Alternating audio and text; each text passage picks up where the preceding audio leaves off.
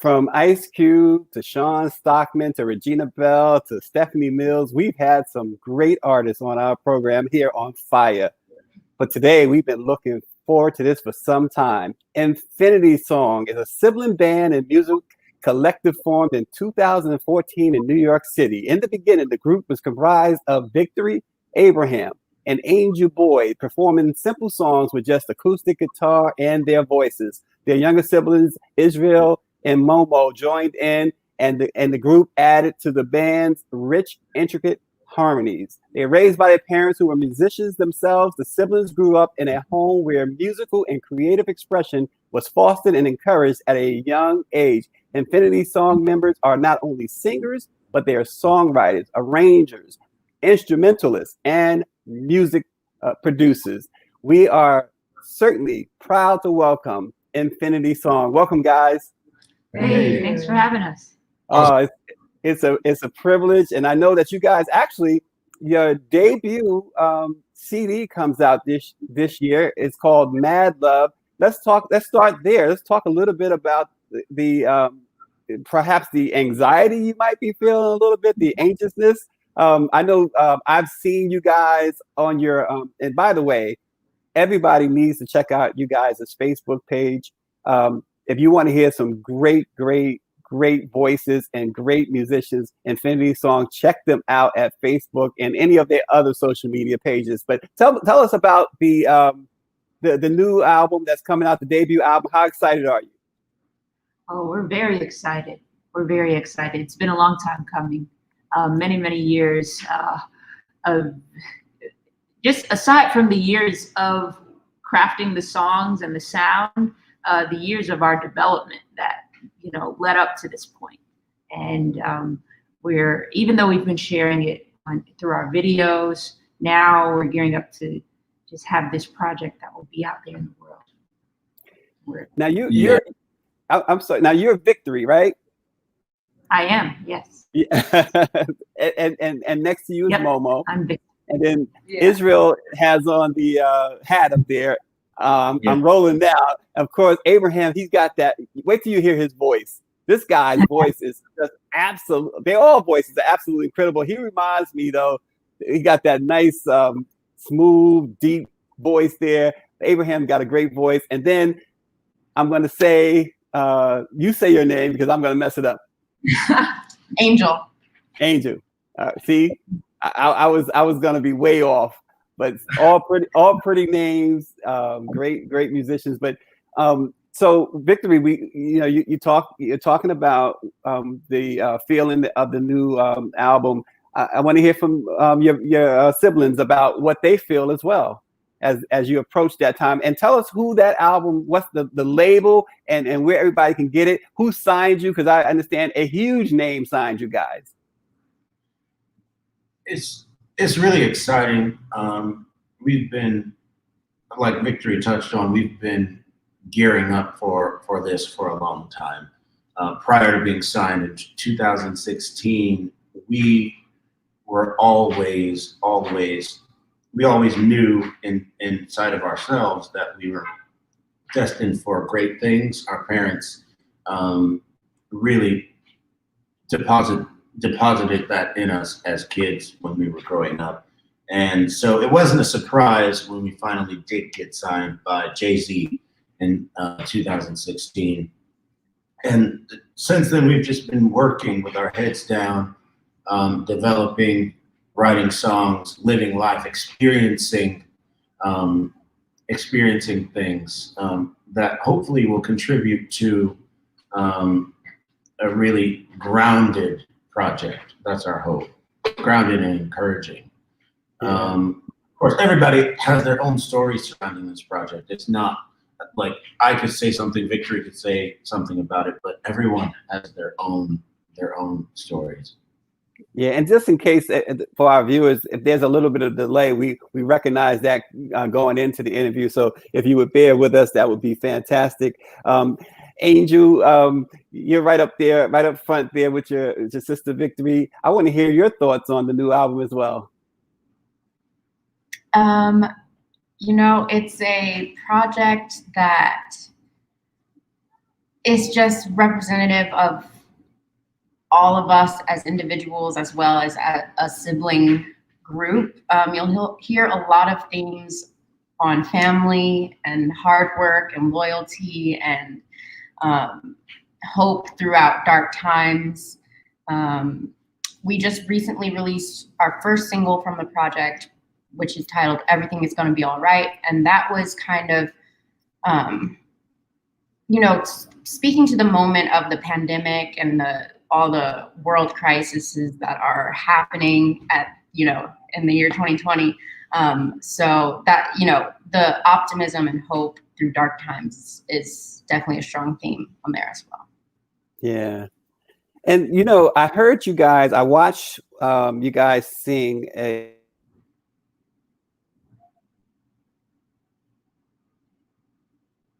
think it froze up a little bit.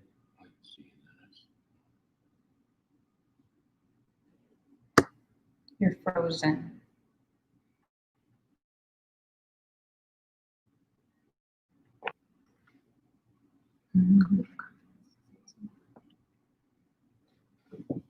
Okay, it's not just this.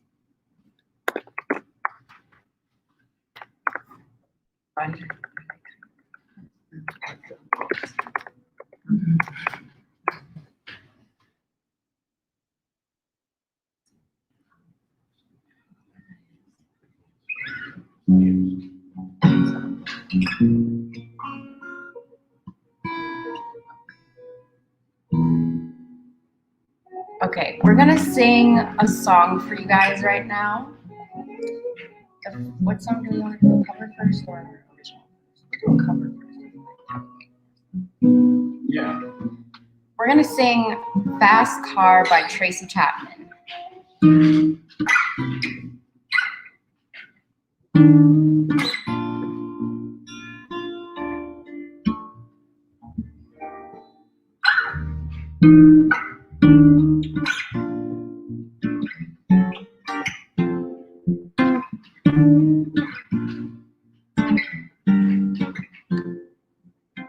You got a fast car. I wanted to get to anywhere. Maybe we make a deal. Maybe together we can get somewhere. Any place is better. Starting from zero, got nothing to lose. Maybe we'll make something. But me, myself, I got nothing to prove.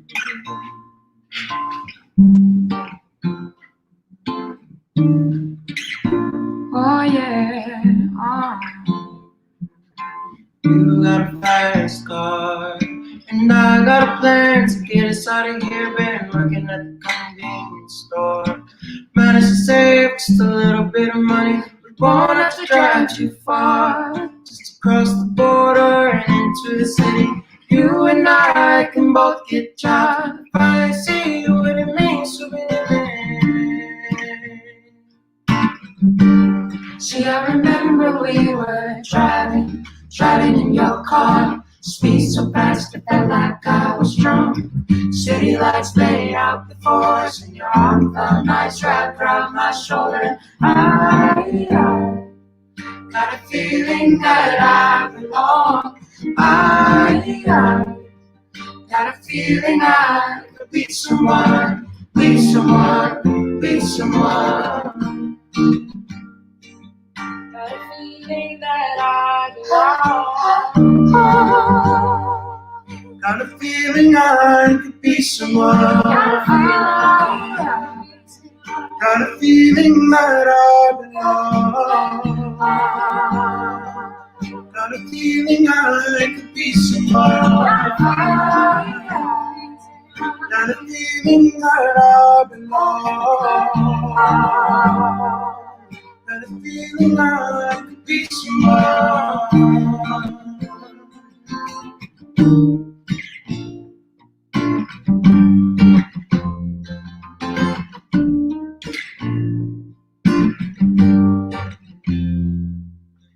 You got a fast car, but is it fast enough so we can fly away?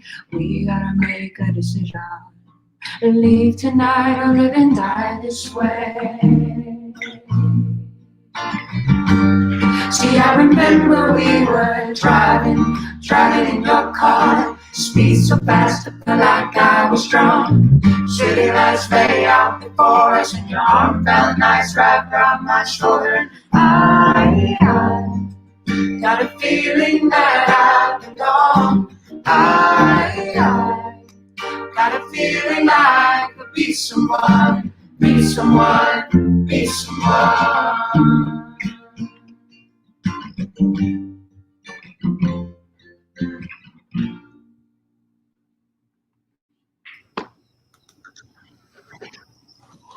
Okay, Stacy is still having some technical difficulties.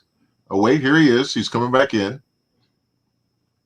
But while he joins, I know you all are siblings and friends, but is your larger family also musical? Yes, very much. Our father, throughout all of the years, sang with us, actually, or we sang with him. And that's how we got our chops. Okay. He was a choir. Actually, started us out singing as young children. Okay, and what's your favorite kind of music to sing? Hello? Can you hear me? Can you hear me? Yes. we Yeah. can. Yes. Okay. What's your Yes. favorite kind of music to sing? Let's see. There's so many amazing genres. I can say there's something special about singing gospel music. That's not really what we sing professionally, but when we get around somewhere and sing old hymns or Negro spirituals, it's just so special. Those kinds of songs have seen so many of our people through the hardest of times. And so there's something really special about singing gospel music or gospel music. Okay, so now, like when I was your age, my sisters and I come from a big family too, and we used to sing like in church and that kind of thing. But obviously not like you guys, right? But one thing I'm wondering is, what do your friends think about it? I mean, do they think it's really cool, or are they just you're still just hang out buddies who go to the mall together and they don't really think much of it? I would say everyone thinks we're cool. No, I think it's a bit of both. No, yeah, we get a lot of support from all of our friends, and people love to follow us and stay tuned into what we're doing and cheer us on, which is great. And then, there are the friends that you have that you just hang out and they think they do support you and all that good stuff, but then it's also just okay, normal.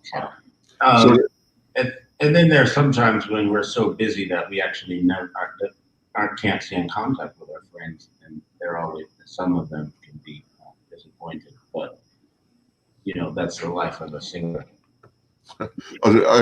Now, is it one of these things where you all seem to be pretty level-headed. I mean, you seem to be pretty level-headed, but is it a thing where your friends also are trying to make sure that you stay that way? Like that they don't want to see you get, really kind of. When you've gone through over 10 years of singing in Central Park, you know better than to, you're not going to forget where it is that you cut your teeth.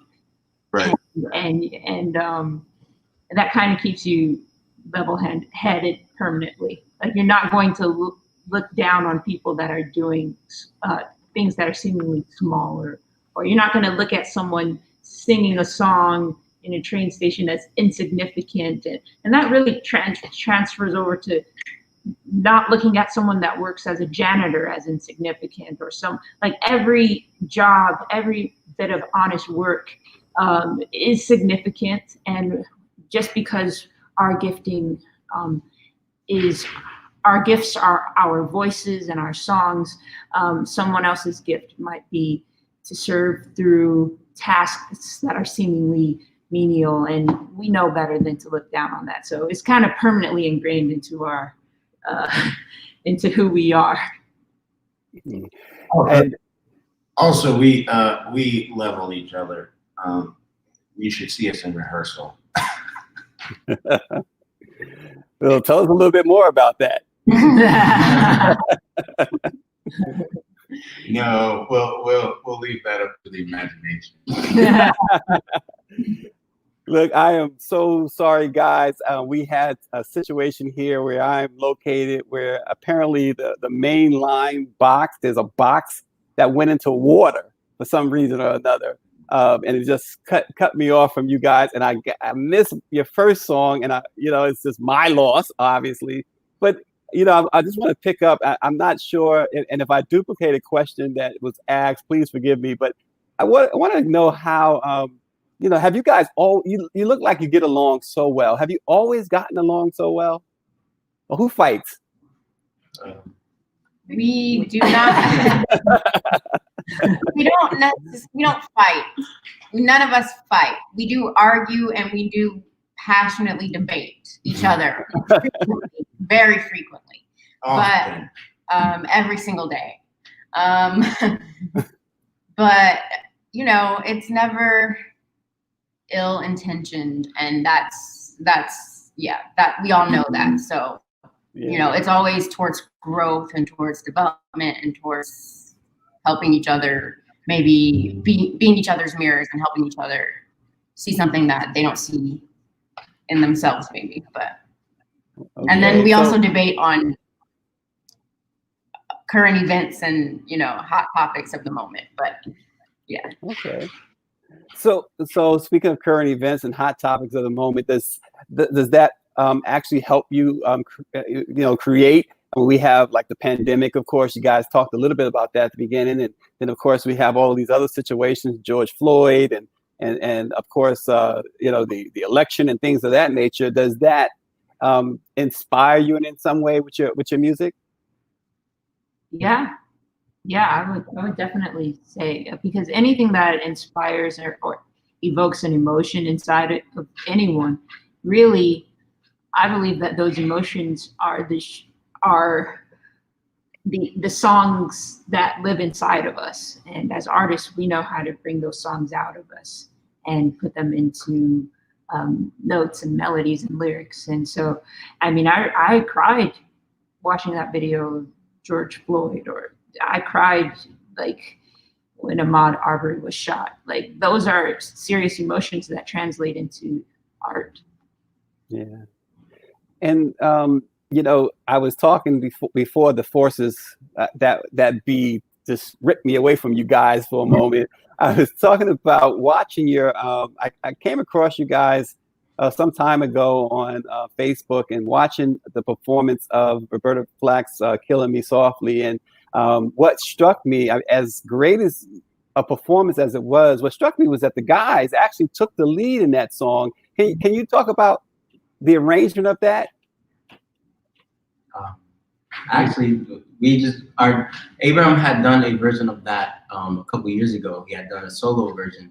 And so when we brought it to our dad that we were going to do that song, he was like, oh, just make sure that Abraham does the solo. So it kind of just naturally became that the guys did the solos, and it's kind of just like flip-flopping, but it's a cover, and it was our rendition. Oh, wow. The girls have no problem doing backup. We like holding it down like we're the Supremes or the Vandals or something. Also, historically, let's see. Frank Sinatra also sang that song. Luther Vandross sang it as well. So it's that song is one of the songs that just has such an amazing legacy, and it's timeless. Right. That's one of the best songs. Oh, absolutely. So Angel, in a spirited debate, who sang it better? Was it Lauryn Hill or Roberta Flack? No comment. They both did it very well. You want to wade in those waters. So again, we talked a bit about the new album that's coming up, but what else can we expect from Infinity Song? We're looking forward to this album. Anybody who's heard you sing is looking forward to this album or CD. I'm saying album like I'm in the 80s, right? Looking forward to this new music. What else can we expect from Infinity Song? Well, every week we're working hard on new arrangements for new videos. And when this pandemic lifts off of our world, we very much intend on being out there on tour and in every city across America and eventually around the world. And well, I don't know about every city. Not every Every place that'll have us. Yeah, exactly. And we're just going to continue to write music, record music, make videos, release as much content as we can because this world needs it. Yeah, how about that? Now, do you guys, and I think I know the answer to this question just by listening to the different covers that you've done, but do you challenge yourself? Do you often challenge yourself? Yeah, we always have to beat the last thing we've done. Yeah, because you've taken on some, like you talk about Tracy Chapman, you talk the Bee Gees, the Jacksons, as we mentioned, Roberta Flack. How challenging is some of that music? And when you hear something that's challenging, how much more does that motivate you? Let's see. Tracy Chapman, I think, was the most challenging cover. Fast Forward to Chapman. I don't know. The Boys to Men was pretty rough, but also Killing Me Softly was really hard. But hold on, the whinings. Yeah, so we just wasted the most time doing the Tracy Chapman because we were talking a lot. So what's funny about us is that when we get into rehearsal, everybody will think like the people will see the final product and think, "Wow, you guys must be really disciplined," and we are. But we'll come in rehearsal and talk about life for like 40% of the time, and then just be like, "Oh snap, we actually have to get this song up." So we definitely challenge each other and ourselves. Yeah.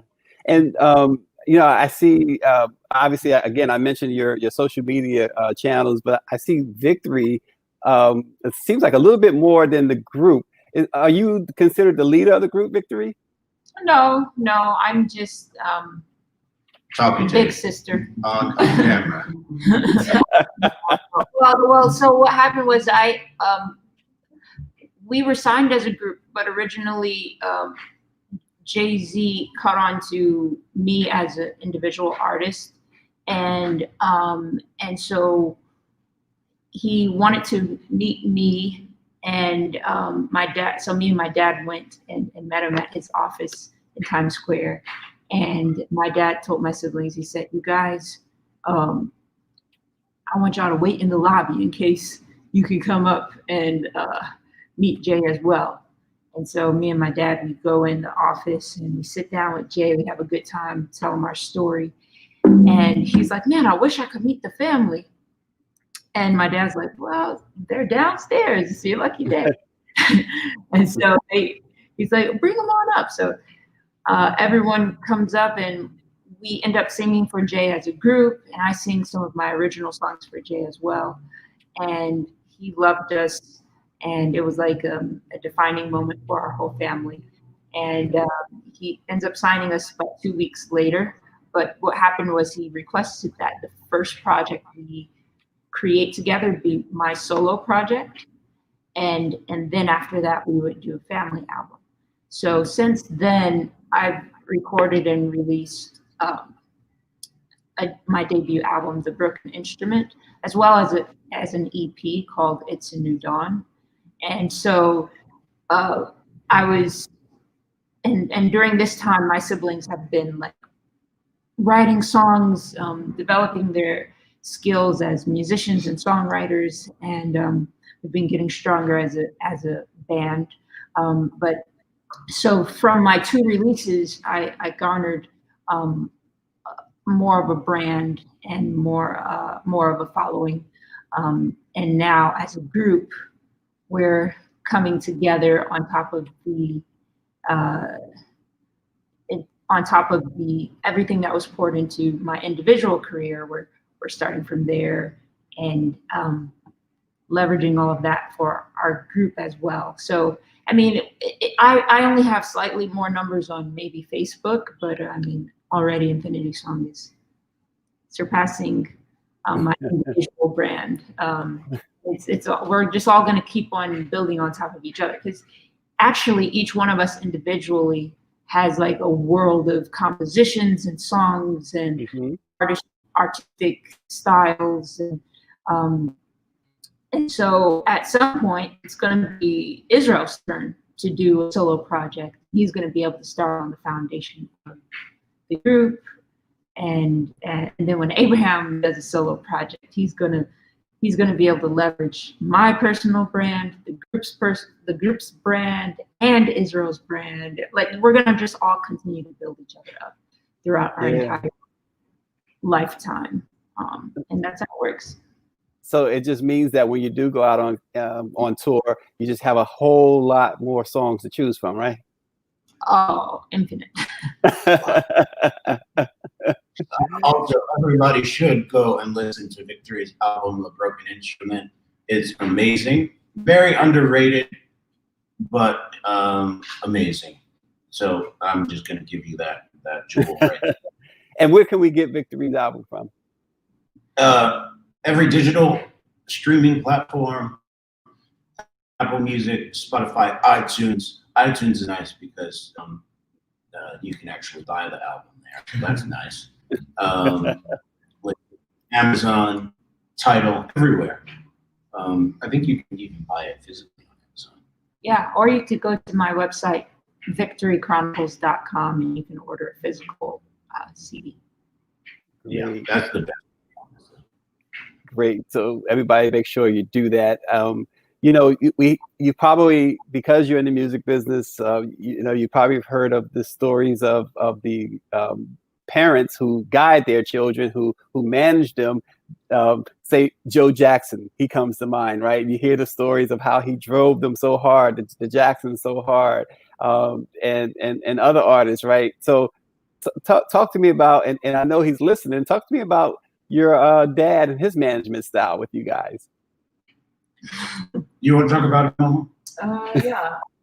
Our dad, from the very beginning, he's always sought to empower us in different ways. He was never, like, obviously we worked very hard from the beginning, but it was always with an eye towards preparing us for this time in our lives, you know, from when we were very young, preparing us and getting us ready, and equipping us with the tools necessary and the skills necessary to survive and thrive in the world and in the music industry and in society.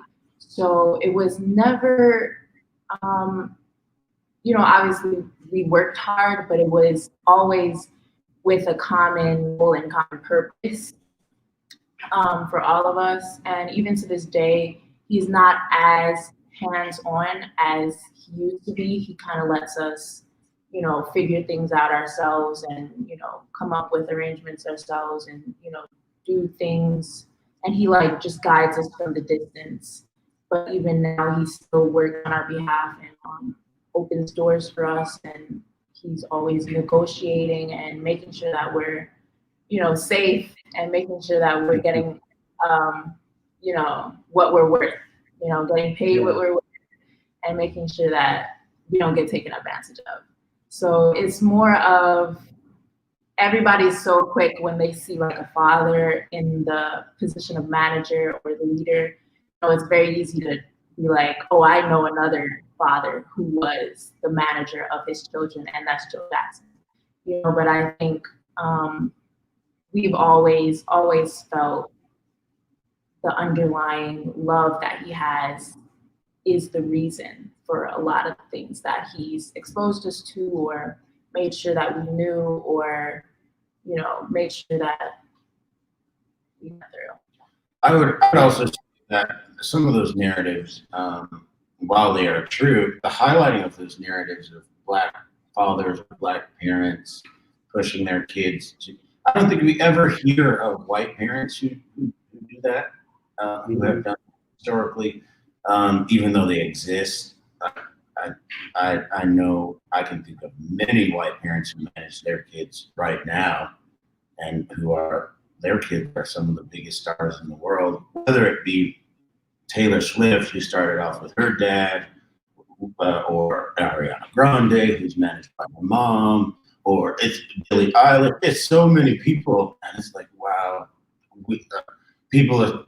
I've never thought of those white artists as being, pushed by their parents, but it's something that is commonly faced for Black families, and so maybe, hopefully, we can rewrite that narrative, because it's one of the biggest assets, I think. Because there's nothing more vulnerable than being in this industry by yourself with no support system, and nobody that you can trust. And that stigma, it can, I think it can really dissuade people from seeking bigger. Yeah, and also I think to add what Abraham is saying, I think this, even though there are some things about Joe Jackson that definitely perhaps needed to be done differently, I don't think he gets enough credit. It's almost like his work is delegitimized, and when you look at what actually the results of fostering one of the greatest and basically saying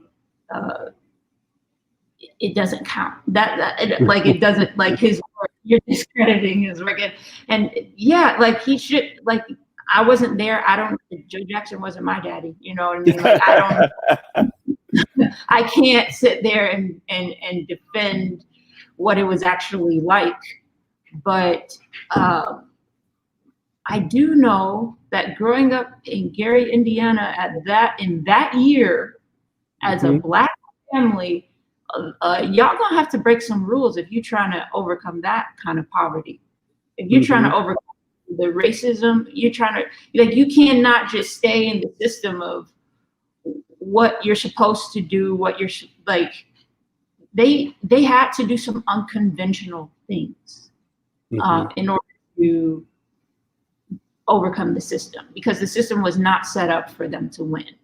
Yeah. And so what happened was you had this dynamic, strong father that essentially said, we're going to win regardless of the system. We might have to break some rules, but we're not about to sit up here and be in poverty. We're going to claim this American dream as our own. And so now his legacy is written as this barbaric father because of the rules that they broke in order to claim the American dream.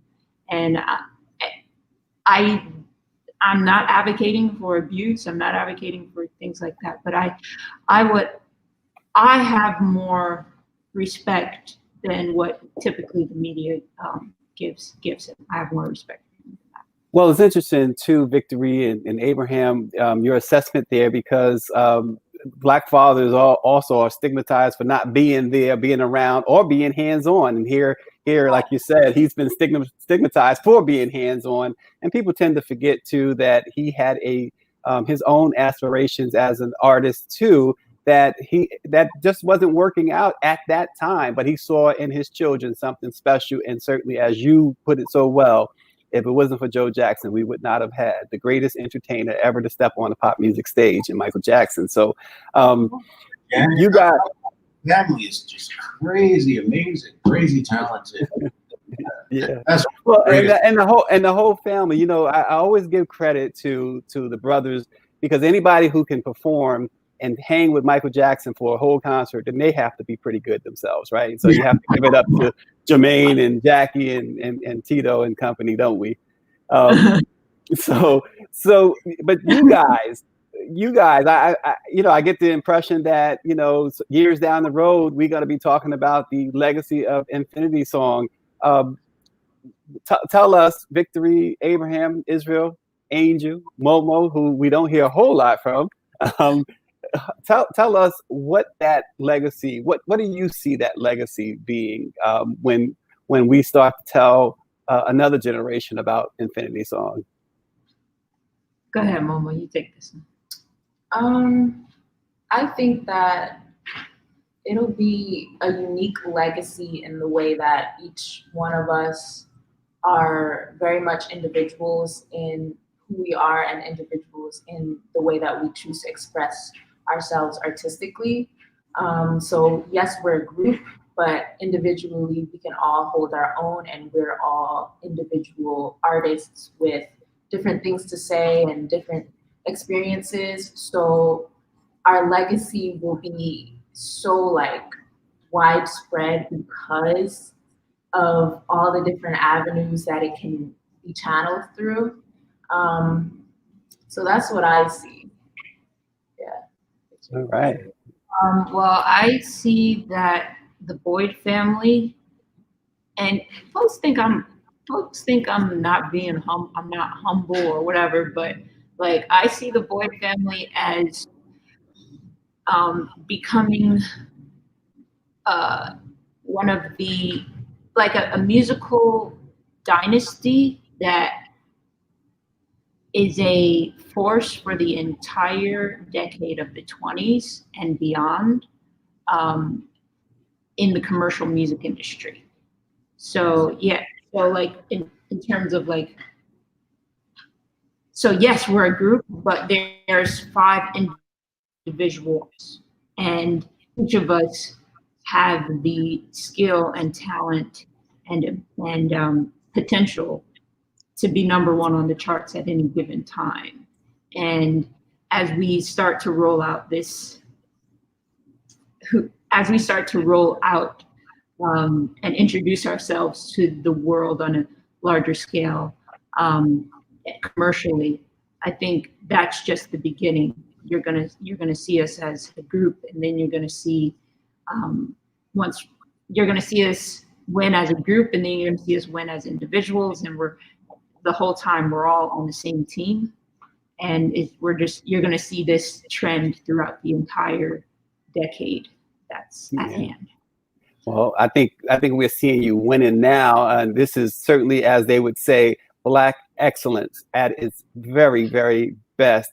Infinity Song. I tell you what, guys, how about hitting us with another song? Sure thing. Sounds good.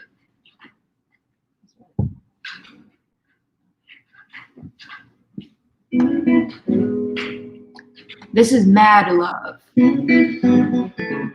Yeah, Israel wrote this song. It's the title track of our upcoming project. So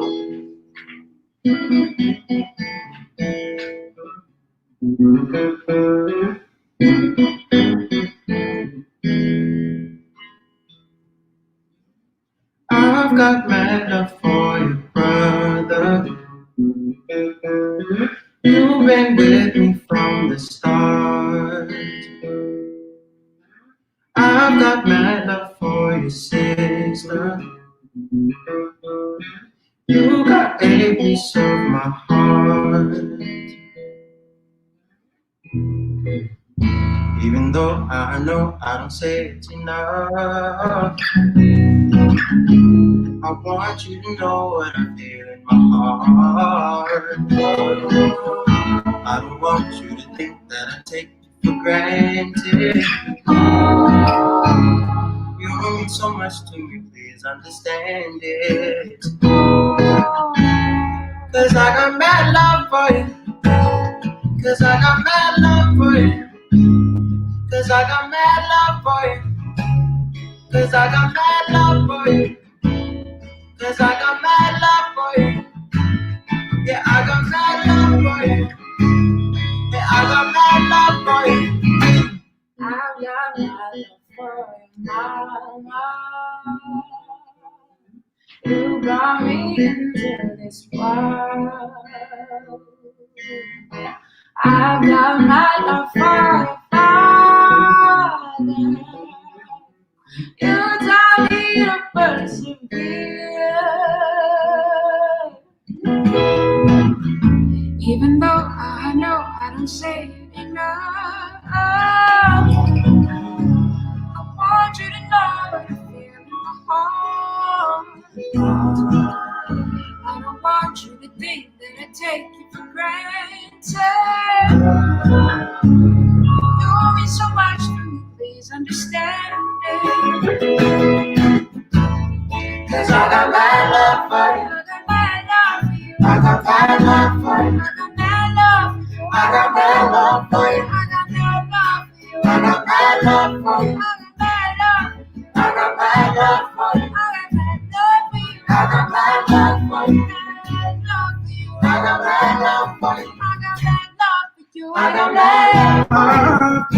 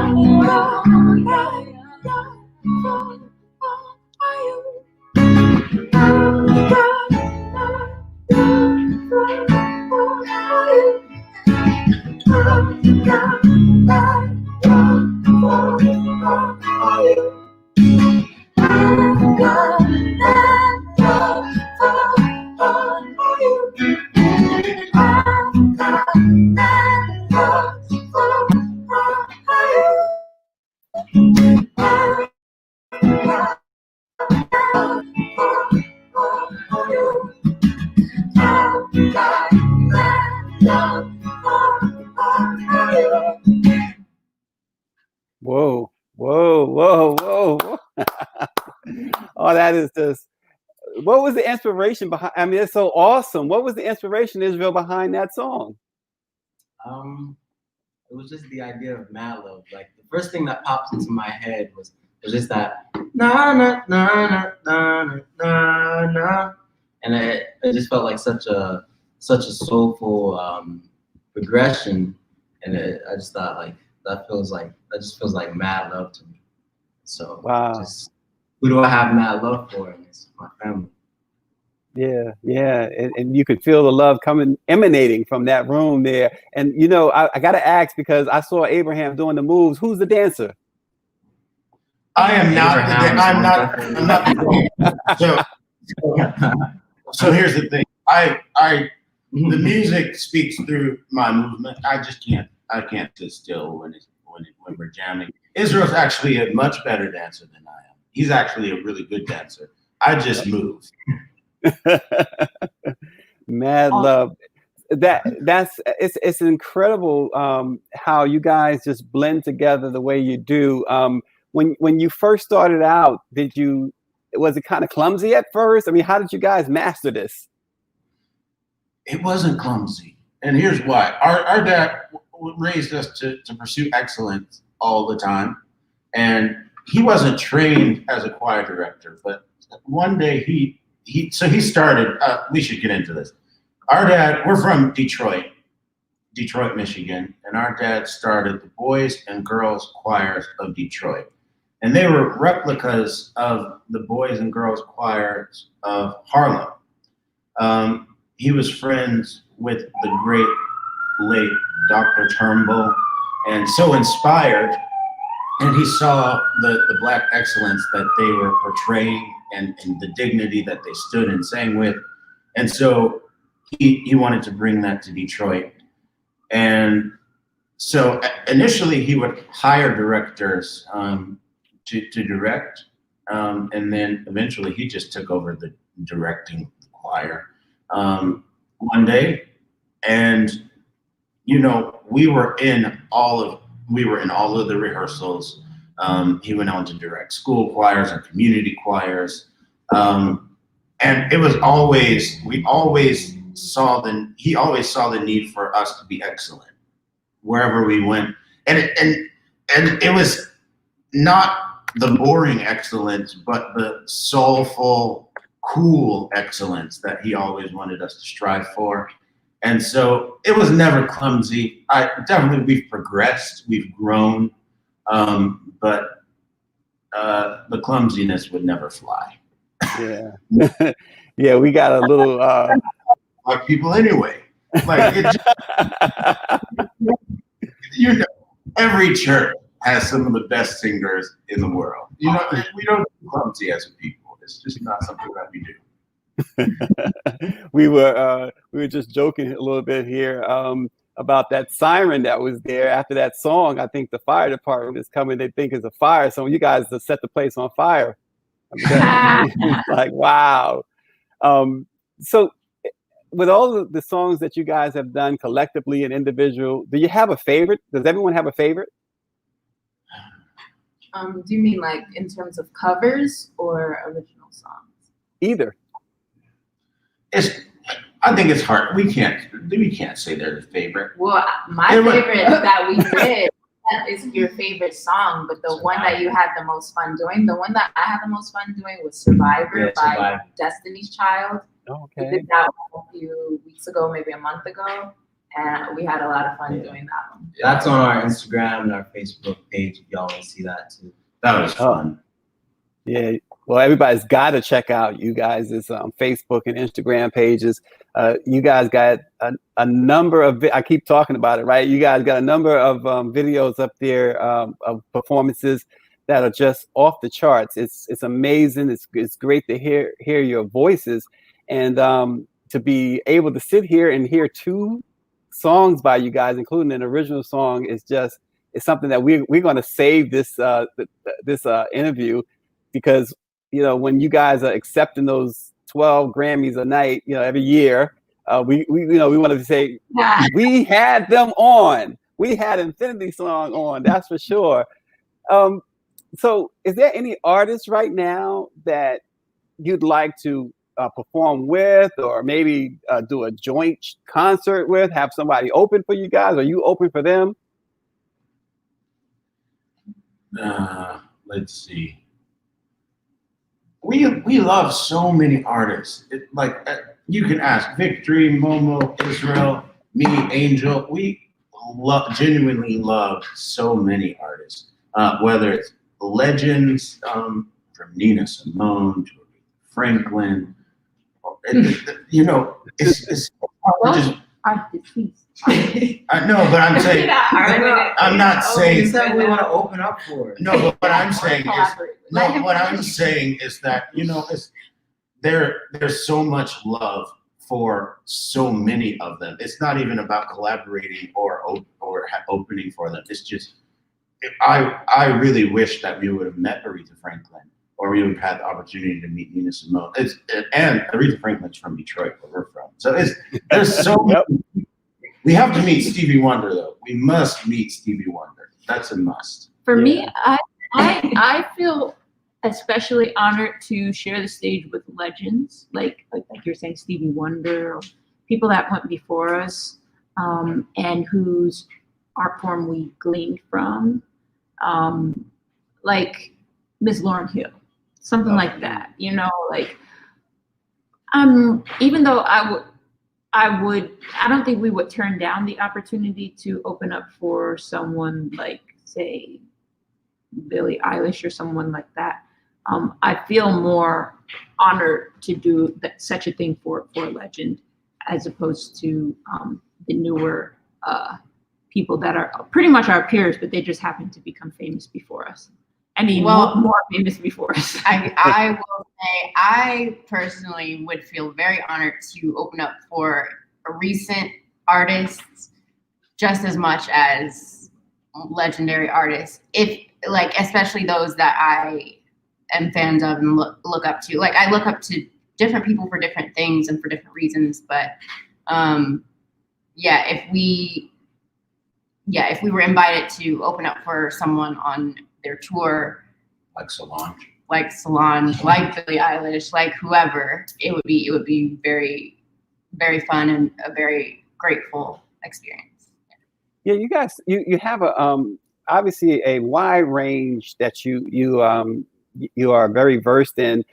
Is there an artist, or is there more than one artist, maybe a couple of artists that you, when you're not playing your music, when you're not listening to your music, that you absolutely have to listen to? You answer this, Mom. Everybody. I'm like, my favorite artists that I absolutely have to listen to are like Donny Hathaway and Miss Lauryn Hill. In terms of like newer artists, I do like this artist named Mariba. She's newer. She's from Ethiopia, I believe, and she has very cool. It's acoustic, but it has like she plays guitar as well. We actually play the same guitar, like we have the exact same model of guitar, which is really cool. But she just gives me just a lot of different feelings when I listen to her music. So I like her music in terms of newer artists, but in terms of people who I listen to every day, it's like Donny Hathaway, it's Lauryn Hill, Nina Simone. Sometimes I listen to SZA. I listen to Solange a lot. Yeah, those are like my absolute go-to. Okay. And who would you say is maybe a little underappreciated or underrated that's probably not getting the play that maybe they should? Let's see. Big Three Boy. Yeah. I was hoping somebody'd say that. It's important though. That album was a masterpiece. So we're thoroughly 100% behind that album. Yeah. We're not just trying to promote it. It's actually something that I go back to and listen to all the time. And I think that's just a testament to how, sometimes you can create the best thing that you could have created, and it will take it could sit there for a minute before people actually recognize it. I think, who is that? India Ari, she talked about how she created her album, and a lot of people didn't know who she was. And then she lost at the Grammys. And when she lost at the Grammys, people were like, "Oh, wait, who is India Ari?" And all of a sudden, she just became this massive star. But it was after losing. So, there are a lot of people who have, who go unrecognized for a time. Yes, similar thing happened to Roberta Flack, Miss Roberta Flack. She created her project and it was a masterpiece, but it didn't get any traction. And it wasn't till somehow it got picked up for film. One of her songs got picked up for a film that was starring Clint Eastwood. And that film changed her life forever, because it just, like, everyone wanted to know who's that artist, who's that singer. But before that, she was struggling, barely making it by, barely having enough money to survive. And that one thing changed her whole life. So, it happens that way. Even with Prince, he was an excellent artist, but it wasn't until just one major breaking point that everything changed for his whole career. But he was always that legendary artist before the world recognized it. Yeah, absolutely. One cool thing. Oh, go ahead. One cool thing that Jay-Z actually told us is that this was like our third time meeting him, I think. He said, "You don't need the world to tell you you're great. You telling yourself you're great you don't have to explain your greatness to me. You're great." And I'm probably botched what he said, but the essence is that you're already great before the world knows you're great. Yeah, exactly that. And he's one of the best poets ever, and I just botched the poetry. So. That's quite all right. We can only imagine what it might have been like for you guys meeting Jay-Z and then having Jay-Z sign you. That sounds just extraordinary. What do you do when you're not making music? What do you like to do when you're not making music? I was just telling somebody earlier today, you know what? Sleeping is fun.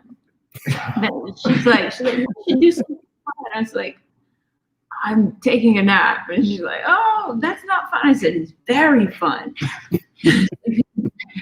When you have the time for it, oh my gosh. We work so hard, whether it's on music or business, studying.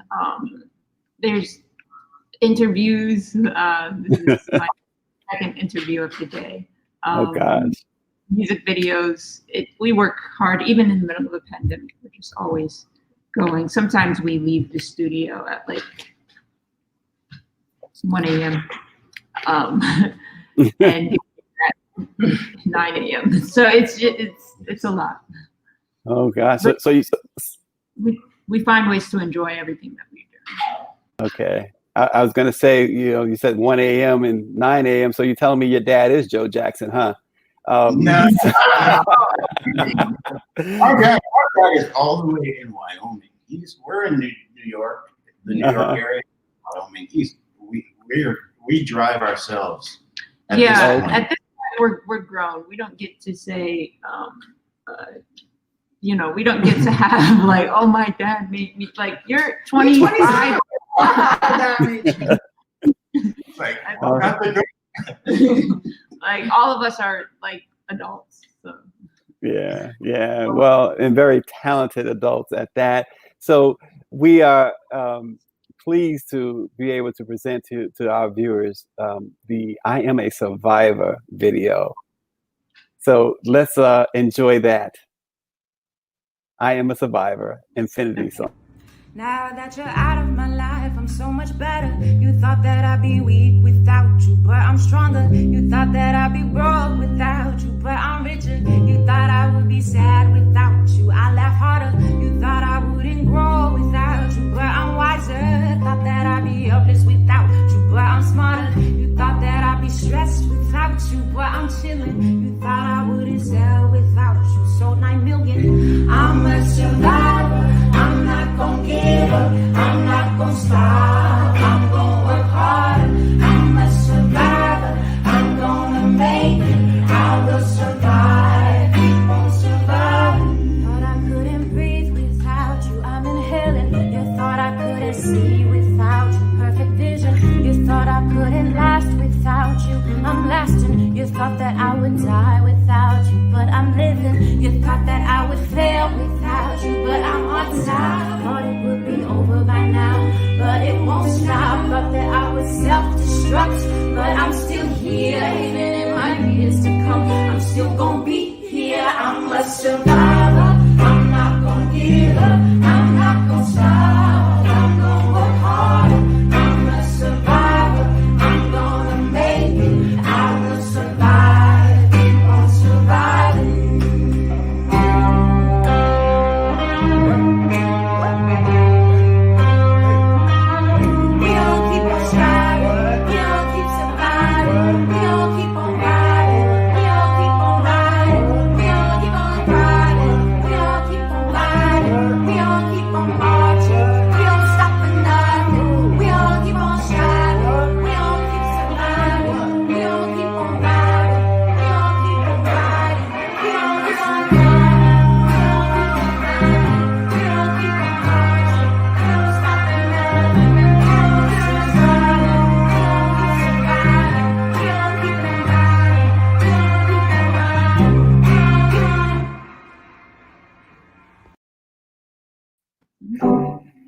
Wow.